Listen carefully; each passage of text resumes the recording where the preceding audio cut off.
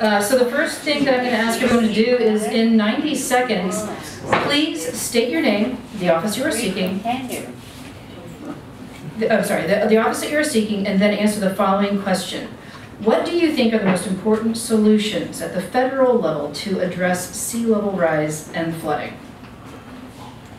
Okay. Good evening. My name is David Holden. I'm running for Congress in the 19th District. I'm a Democrat looking to replace Francis Rooney, who is absent tonight. So, what are the three things we can do? Number one, let's acknowledge that climate change is real. We have a federal government that denies that climate change is real. We should be used to that. We've had 8 years of that in Florida under Governor Scott. And we have scrubbed climate science from the EPA.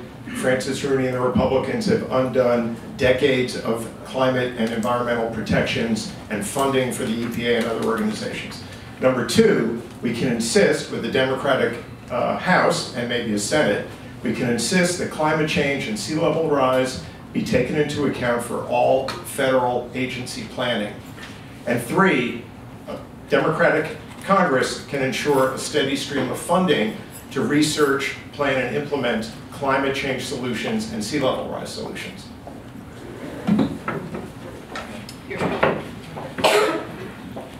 My name is Pete Pollard. I'm a Republican. I'm a write-in candidate. I will not be on the ballot. If you decide you want to vote for me, you'll have to write my name in. It'll be right under Mr. Rooney's name.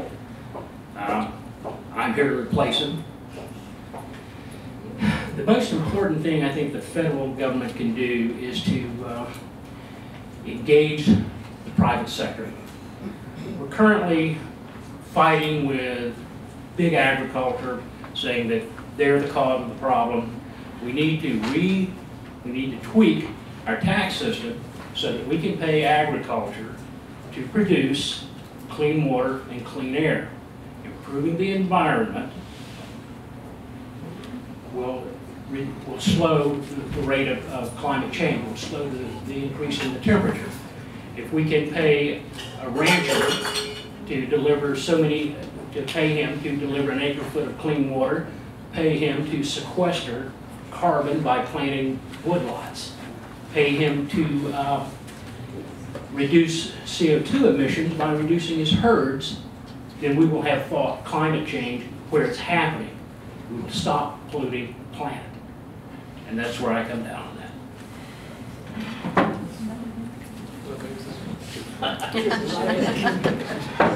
I'm Todd Traux. I'm running for the U.S. House of Representatives, 19th Congressional District, and we're sitting in it right now. Mr. Rooney is our opponent, and one of the three of us is going to be replacing him soon, January 3rd.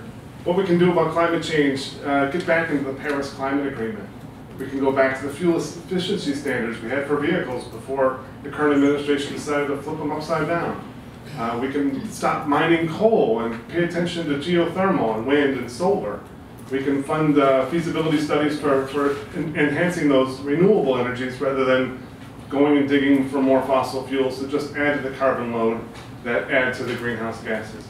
And that will lead to climate change and additional warming. The warming climate adds to the heat, and so when heat rises, the temperature of the water expands, and so we're going to have more and more of that carbon footprint if we keep burning those fossil fuels. So we need to cut back on those fossil fuels and focus on those renewables, and those are the things we can focus on from Washington and make those changes from there and make a difference. So these are some long-term kind of projects that we're talking about, but the question that we're putting to everyone is, according to Flood IQ data, sea level rise puts a hurricane category 3, plus a hurricane category 3. It would cause flooding-related damage in 115,460 homes in Collier County. And the question is, what can we do now to protect these areas? I'll go. I was first. All right, so what we can do to protect those areas? Well, right away, not much. The only thing we can do is stop adding to the heat and adding to the amount of water that's going to be melting from those glaciers in Antarctica and over Greenland. All the water that's already over the ice caps is already on water, so that weight is already there. But what's coming down from the glaciers that are melting on land is adding to. And so we have to stop adding to. So that's why I say we have to go first for the climate change. We have to harden those areas as best we can, building up seawalls. If we need to, we can study what they've done in the Netherlands because they've been below sea level for a long time. We don't have to reinvent the wheel to see how they manage the water there. We just go over there and study. Otherwise, we're going to all have canoes and gondolas. And it's going to be like the real Venice before long. So those are the kind of things we can do right away, just to plan for it. If we keep doing these studies, we know the water's coming. The water's been growing and growing, and it'll continue to grow. So if we don't mitigate our climate contribution, my time's up. So we'll get to it more later.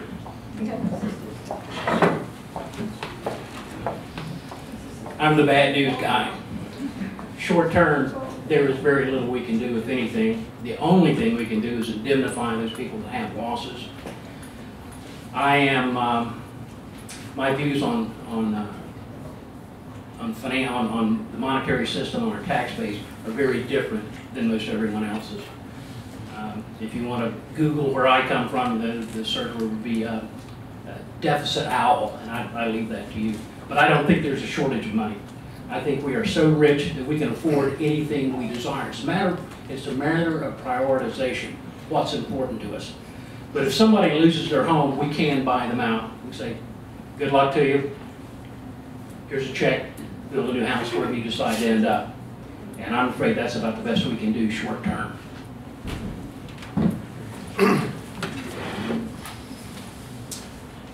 So I spent part of yesterday with folks in Island Park, and the district is of course part of Collier and most of Lee counties. And Island Park residents organized after 2 devastating floods before and during Irma.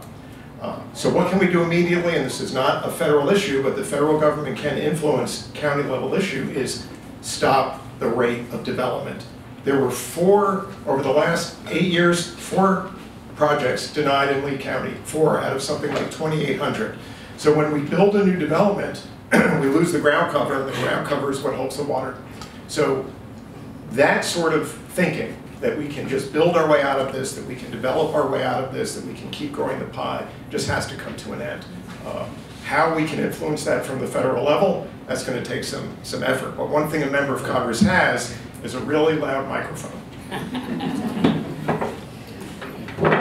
This question comes from the audience. It says, what about scientists? The current administration has released approximately 35% of the scientists studying sea level rise as well as climate change. The state has closed over 50% of its monitoring stations and let 50% of scientists go. How can the federal government help? One thing I would do is to make sure that we elect the 2 scientists who are in this room running for office, Anissa Green.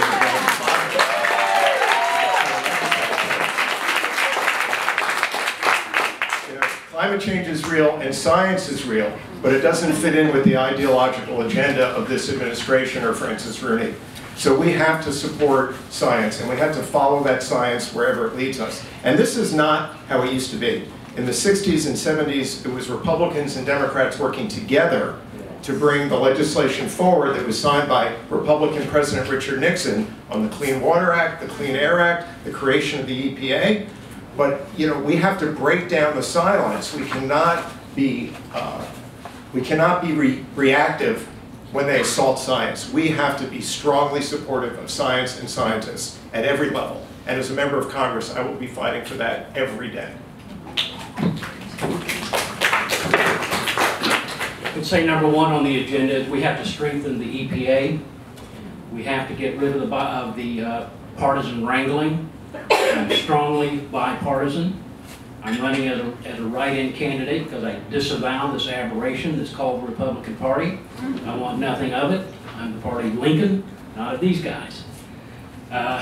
Strengthening the EPA should be job number 1, and we act on science. We don't act on ideology. We certainly don't sell the planet out for profit. There is no profit in destroying the planet. Profit is always in the people and their aspirations. That's the thing, the greatest intrinsic value that America has. The people we expect to succeed. We want to do the right thing, and we have to stop this corporate nonsense. kowtowing the corporations. It has to stop. More of the same question? Oh, the same question. Scientists. Scientists. That's All right. pretty much it. We could do some. We could do some. Definitely. Yeah, you're asking us. We're not scientists about the climate change. We know as much as we can from the experts that we have helping us. And so if we don't have those experts in the House, in the Senate, or somewhere in the EPA, then who are we going to rely on to give us that data to support the legislation that we pass? So of course we need those scientists right away. Yeah, I recognize that I have deficits and I need to learn more about these things. We can't be experts in all fields. And so we have to rely on those scientists to get us that data so that we can base our planning for the future on that. I want to follow up on a comment that was made by Mr. Pollard. One of the things that hasn't been talked about yet, and we're talking about sea level rise and climate change, and that is the livestock industry, which according to scientists I've talked to, is a big contributor. What kind of things do you think that the federal government could do to help rearrange the agricultural systems so that it is not as damaging to our environment? As I said, we have to change our whole approach to big ag. We should invent a whole new series of services called stewardship services. And instead of putting more, see how many cattle you can, how many head of cows you can cram into a pasture, you have to replant that with trees, with bushes. You have to put in the old creeks that were here. I grew up in Florida. I know what Florida's supposed to look like. This ain't it. So,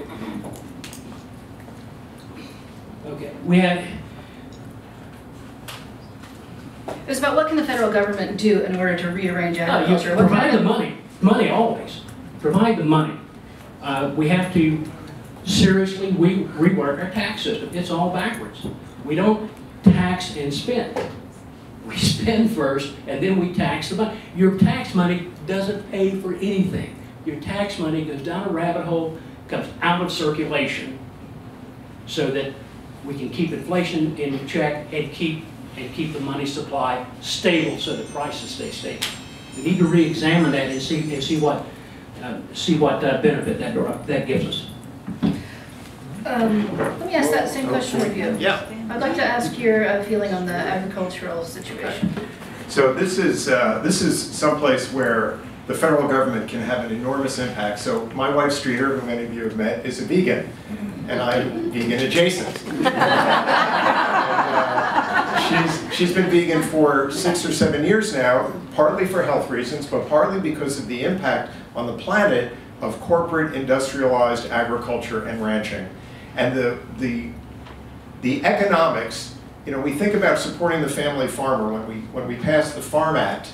They roll out the family farms, but it's really these enormous corporations who are benefiting. There are ways to do agriculture, to do ranching that do not have the same carbon impact on the planet, the same runoff impact on the planet. We can use federal policy, tax policy, and other supports to direct money and laws to small family-owned agriculture and ranching.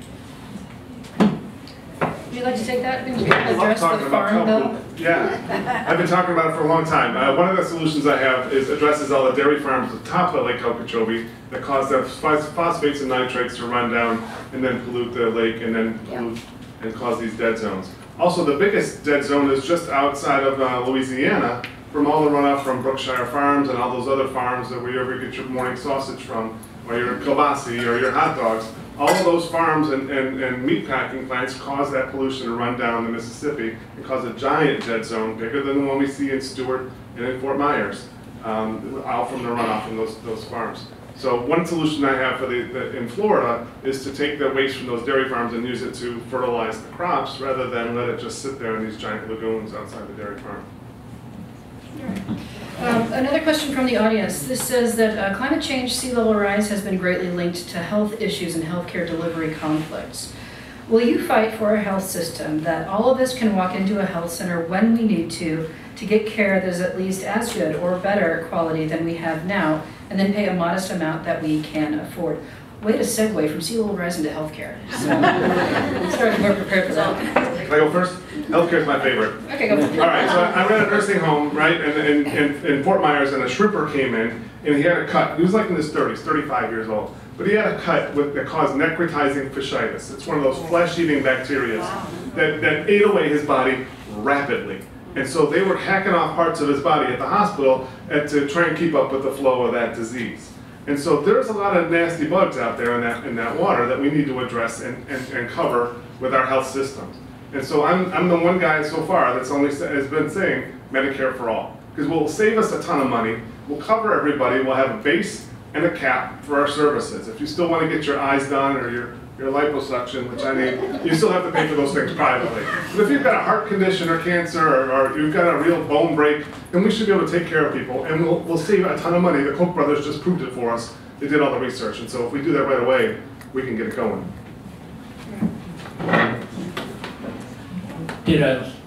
I'm here because I saw a video of Francis Rooney angrily, vehemently denying, saying, we can't afford universal health care. That's just, well, I'm mindful of where I am, so I won't say it. It's not true. We have all the money in the world. But just, let me say this, to pay for health care, I want to get the money from the same magic pot that the Federal Reserve got to pay when they came up with $29 trillion to bail out banks during the 07-08 fiscal crisis.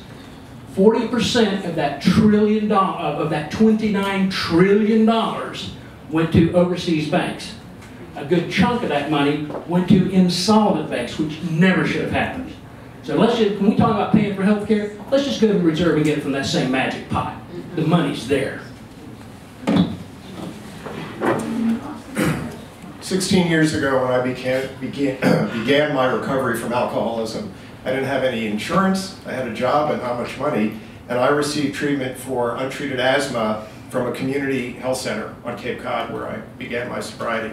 And the treatment that I got there saved my life. And it was also not just the physical treatment I received, it was the fact that I was treated like a person of value.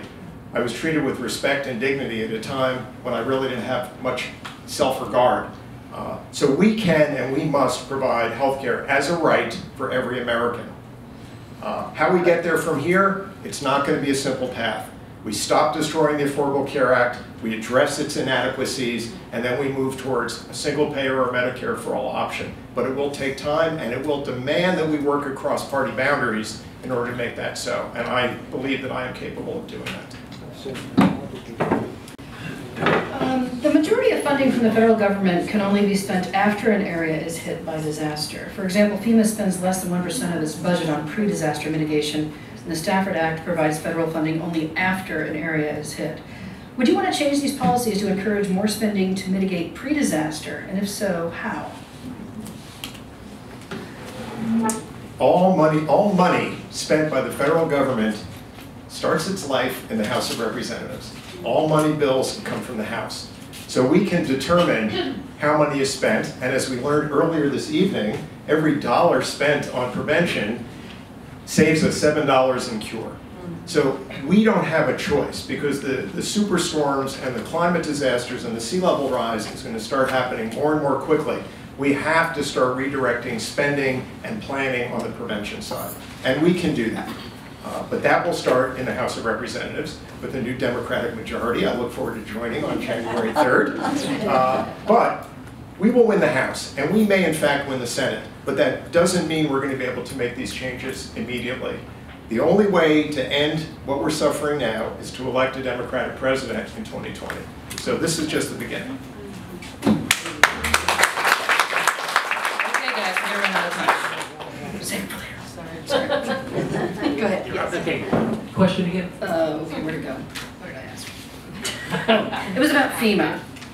Would you like to see FEMA redirecting some of its funding towards getting ready before disasters strike? Right.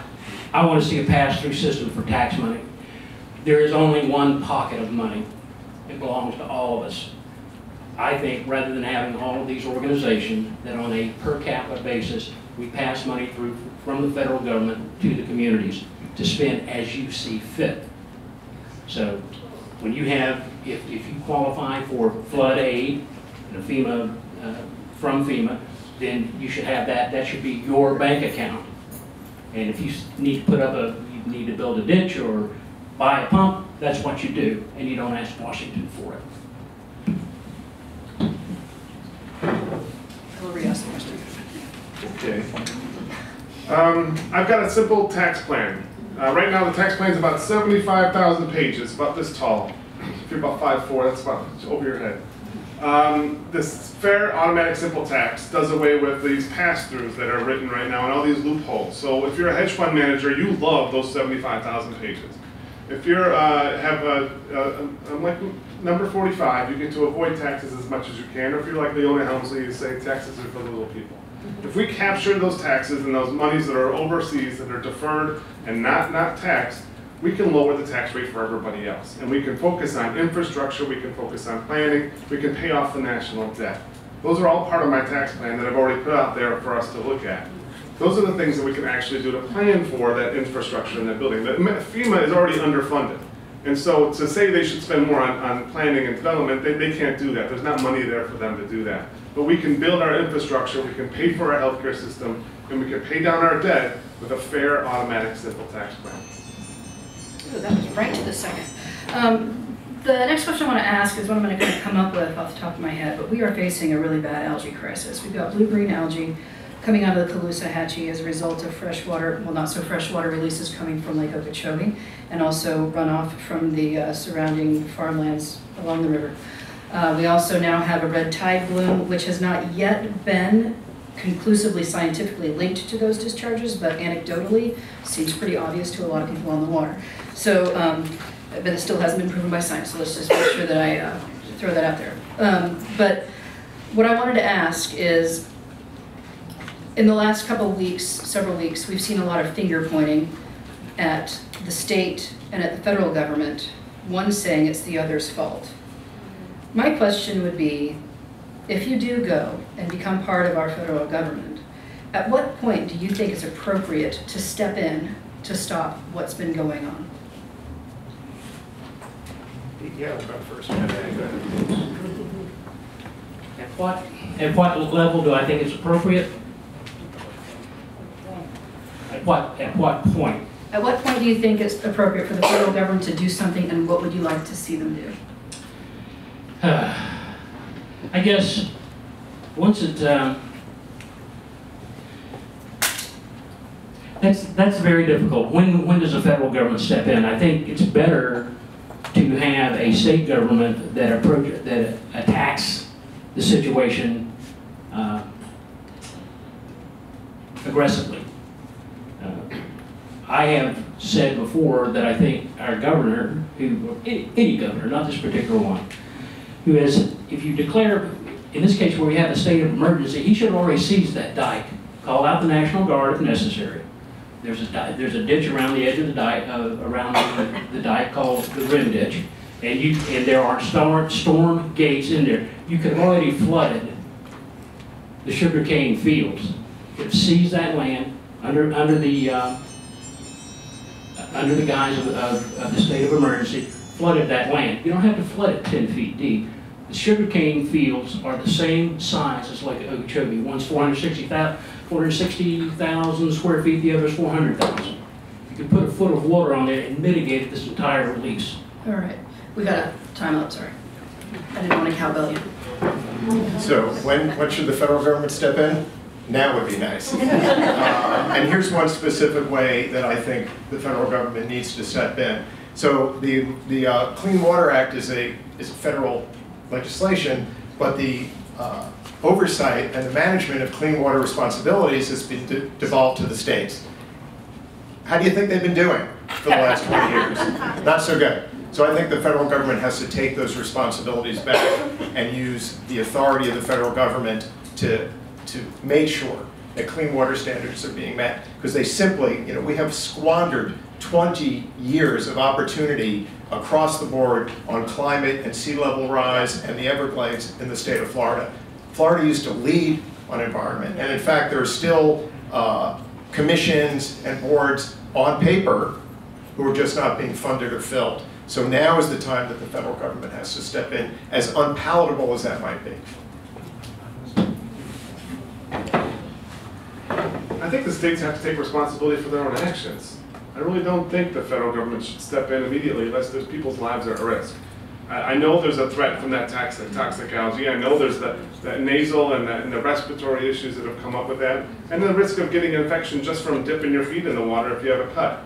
And the health department should be keeping track of that data and reporting back to the people so that people are made aware. Right now they're funding commercials to say, oh, the beach is clean because we just scooped all the tons of dead fish off of the beach. And the same green algae is in Cleveland, in Lake Erie, where I just saw, that my hometown from 20 years ago, they still have the issue there. So if the state doesn't take responsibility and fund corrective measures, rather than funding development and taking, well, that goes back to campaign finance reform, and I only have 10 seconds. But really, campaign finance reform is going to stop that, politicians addressing their issues to their funders rather than to the voters. And that's where we should start. I will let you know, I have called the Department of Health in Florida numerous times over the last couple of weeks. I can get no one to talk to me. Just FYI, I just want to throw that out there. They will not call me back or return emails. Anyway, sorry. The last question, I think, is at 7 o'clock, right? We're supposed to end at 7? We're going to go maybe a little bit over. But this is from the audience. I feel like it's kind of important. As a congressman, what would you do to help Puerto Rico recover from Maria and prevent future such bad treatment from our government? Puerto Rico, I've been there. I took my family there. We went on vacation there. It's a beautiful country, and it's our country. Hello. They want to be a state. They don't want to be a state, and our federal government has caused them such catastrophic financial catastrophe that we've left them hanging. We really have. We've taken all the industry out of there. We've taken all the incentives to have industry there. And we're not supporting them whatsoever. So as a congressman, I would do everything I can. They have one representative that has like no voting powers. I saw her, she happens to be Republican, but I still want to help them. They need help. Their infrastructure is a disaster. When I went there, before the hurricane, their electrical system and grid was buzzing and popping and cracking, and there's wires hanging from the telephone lines, and even in the city. And so in the rural areas, there's big hunks of the road that were missing at the time, that with 6,000-foot drops. And so they need our help, and they need the support of the federal government that they have paid for with their lives, with their tax dollars, and we owe them everything we can do for them.